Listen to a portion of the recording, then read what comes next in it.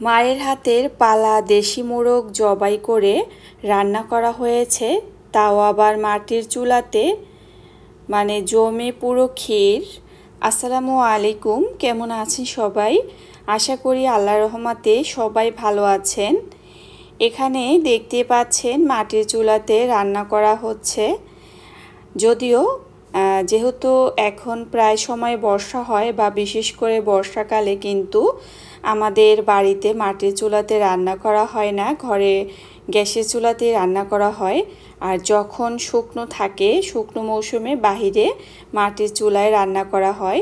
এভাবে কিন্তু এখন দেখা যায় অনেক জায়গাতেই যখন শুকনো থাকে সে সময় মাটির চুলাতে রান্না করে, আর বর্ষার সিজনের সময় দেখা যায় ঘরে যে চুলায় গ্যাস থাকে সেখানে রান্না করা হয়।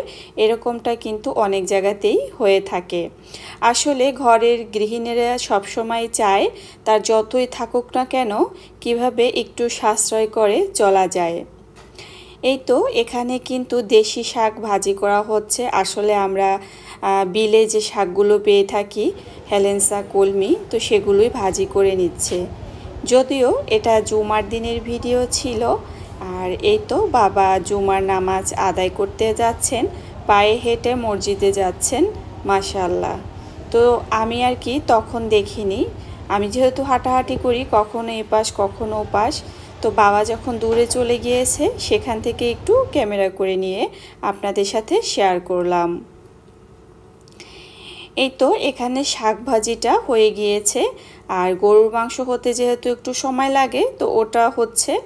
আর এই যে এখানে মা দেশি মোরগের জন্য মশলা কষানো হয়ে গিয়েছে, আর মাংসগুলো দিয়ে দিচ্ছে। আর দেশি মোরগ দেখে বুঝতে পারছেন যে কতটা মানে এতটা সুস্বাদু হবে। এটা তো আমরা সবাই জানি যে পালা মোরগ, তারপরে আবার যদি মাটির চুলায় রান্না করা হয় এগুলোর স্বাদ কিন্তু একটু বেশিই হয়। মা মাটির চুলাতে রান্না করছে আর আমি দাঁড়িয়ে দাঁড়িয়ে ভিডিও করছি। আর মাটির চুলার অবস্থা তেমন একটা ভালো নাই, কারণ শুরুতেই বলেছি, কারণ এখন কিন্তু ওরকম রান্না করা হয় না, কারণ দেখা যায় ম্যাক্সিমাম সময় কিন্তু বৃষ্টি হয়, যার কারণে ওভাবে আর রান্না করা হয় না। যদিও জুমার দিনে রান্না করা হয়েছিল, কারণ রান্নাবান্নার চাপও একটু বেশি ছিল।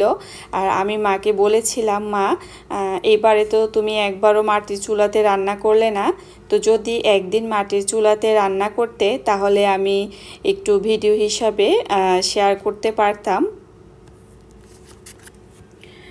আসলে মা সেই জন্য হয়তো মাটির চুলার কাছে চলে আসছে আর রান্না করে নিচ্ছে। আর দেখতেই পাচ্ছেন এত সুন্দর আগুন উঠছে চুলা থেকে। এই তো সামান্য দুটো লাড়কি দেওয়া আছে, তারপরও কিন্তু খুব সুন্দর করে আগুনগুলো উঠছে। তো আগুনগুলো যেহেতু যেভাবে উঠছে আমার কাছে খুব ভালো লাগছিল, তাই ক্যামেরাটা একদম মানে আগুনের কাছে নিয়ে রেখেছি। দেখতে ভীষণ ভালো লাগছিল নিজের কাছে। আর ইউটিউবে যারা আছে বা যারা ভিডিও দেখেন, অনেক বেশিরভাগ মানুষই কিন্তু মাটির চুলার রান্না দেখতে পছন্দ করেন। আর খাওয়ার কথা বা নাই বা বললাম, কারণ মাটির চুলার রান্না পছন্দ করে না এমন মানুষ হয়তো কমই আছে।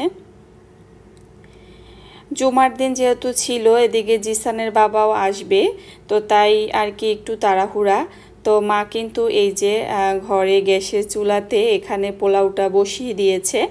তো রাইস কুকারের অনেকটা সময় লেগে যাবে, একদমই সময় ছিল না, তো চটজলদি করার জন্য আর কি রাইস কুকারের যে ডেকসিটা ওইটা আর কি চুলার উপরে দিয়েই সরাসরি মা এভাবে পোলাও রান্না করে নিচ্ছে।